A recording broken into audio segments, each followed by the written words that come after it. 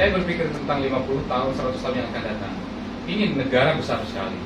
Ini pulau-pulau banyak sekali. Selalu akan ada potensi untuk diganggu oleh pihak luar. Makanya amankan konstitusi kita, amankan demokrasi kita dengan cara akomodatif. Saya berpikirnya itu kalau perlu wakil presiden itu lebih dari satu, harus banyak. Orang bilang apalagi, loh itu cara kita untuk mengelola demokrasi kita. Jangan sampai muncul perasaan bahwa orang Papua tidak mungkin pernah bisa jadi presiden atau wakil presiden. Jangan pernah berpikir lagi bahwa orang Ambon, orang Ternate, orang Aceh, orang Sumatera, orang Kalimantan tidak punya peluang yang sama. Jangan pernah berpikir kalau tidak dibuat sistemnya. Tapi jujur, kalau hari ini kita harus fair dan jujur, peluang itu kecil sekali. Karena memang sistem yang dibuat kita one man one vote. Nah, kenapa enggak justru model kepemimpinan di DPD itu akomodatif? Ada Indonesia Barat, Indonesia Tengah dan Timur. Kenapa enggak? Popular vote di Jawa, ya harus diakui bahwa itu representasi terbesar presidennya. Tapi kenapa enggak wapresnya itu akomodatif?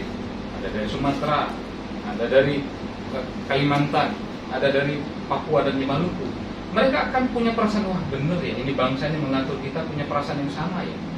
Hak politik kita, dan itu jangan salah. Itu jangan-jangan cara membangun kita lebih cepat. Kenapa? Karena semua terkonsentrasi udah. Wapres Sumatera, dia akan lihat dulu, tidak ada provinsi Sumatera itu yang boleh tertinggal. Karena konsen di situ. Dan dia bukan serap di situ. Kalimantan, NTT, Papua, Maluku. Nah, orang bilang ini ide, loh, justru kita harus melahirkan ide-ide yang memungkinkan, dan itu sudah kami lakukan. Di DPD itu dinamikanya luar biasa, tapi kami kontrol sedemikian rupa. Bayangkan 136 anggota DPD, 136 fraksi, yang itu dinamikanya tinggi sekali dan dia tidak ada bosnya. Tapi kami mampu mengelola itu karena memang sistemnya lumayan baik, akomodatif. Ini baru gagasan baru dengan Sultan atau DPD yang mengusulkan keberadaan wakil presiden lebih dari satu. Ada berapa sebenarnya yang dia? Ya tergantung nanti kalau saya pernah mensimulasi atau pernah berpikir lah ya, ini mungkin loh kalau para negarawan ini berpikir dengan perspektif yang sama untuk mengelola bangsa sebesar ini agar perasaannya sama. Bisa kita memakai zona waktu, zonasi waktu barat, tengah dan timur. Ada 3 ya. Atau bisa saja nanti seperti yang kami buat ada 4, ya kan, karena ada 34 provinsi kira-kira begitu kan, supaya equilibriumnya merata dibagi 4, sehingga 4. Atau dengan yang itu lebih kepada ide, ya. Tapi buat saya setelah saya pikir-pikir, sumber dari seringnya muncul masalah tentang ada ribut sana ribut sini, ini kan masalah ketidakadilan. Oke, mungkin selesai masalah ketidakadilannya di ekonomi karena Pak Jokowi membangun cepat. Tapi ada masalah ketidakadilan politik di situ nanti. Ada perasaan kok kami memang ada, ya kami kok kurang diperhatikan ya, atau kami kurang terwakili ya. Padahal mungkin dari sisi kapasitas mungkin semua sama. Bahkan kalau musik ke belakang, saya tidak mau berbicara terlalu jauh, tapi negara ini berdiri, semua provinsi itu punya saham yang sama, semua punya kontribusi yang merata, semua punya kontribusi yang baik semua. Kalau gagasan tentang usulan tentang wakil presiden lebih dari satu, karena salah satunya negara ini begitu besar, ada contoh negara lain yang lebih besar dari Indonesia, tapi wakil presidennya cuma 1. Betul, tapi pernah nggak dilihat bahwa hanya negara kita yang punya teritori yang itu kontinental, ya yang itu apa namanya maritim. Kita ini terbelah oleh pulau-pulau. Amerika sebesar itu, dia satu daratan itu. Jadi mau separatis itu tidak gampang. Kenapa? Karena dia dikontrol sama daratan semua. Indonesia, bos. Indonesia ini 17.000 pulau, 34 provinsi. Dan itu apa namanya? Itu yang saya bilang. Kita harus punya pandangan kembali ke sejarah berdirinya Republik.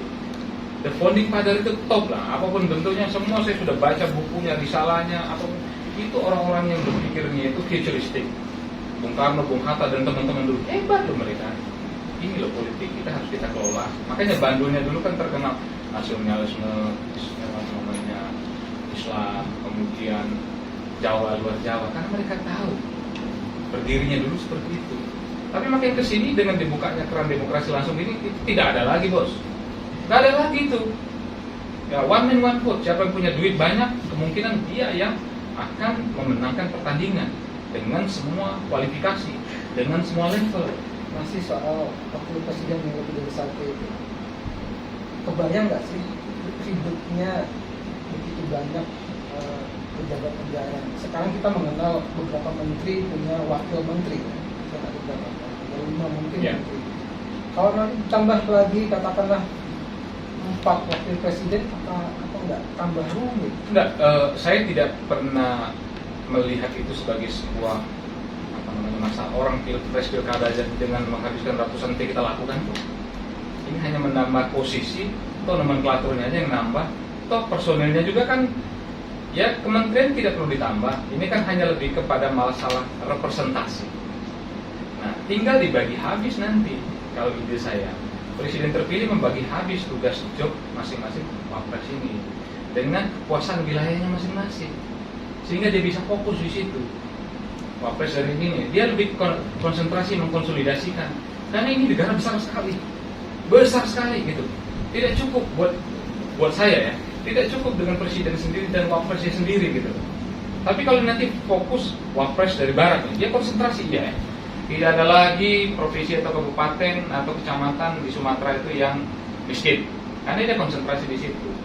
Jadi dia fokusnya tidak terlalu yang melebar, dan tugas dan jobnya juga, job desk juga jelas. Begitupun dengan teman-teman di tengah, di barat, di tengah dan di timur. Menurut saya itu bukan hal yang perlu khawatirkan. Nah, malah mungkin feeling saya justru negara kita akan lebih cepat.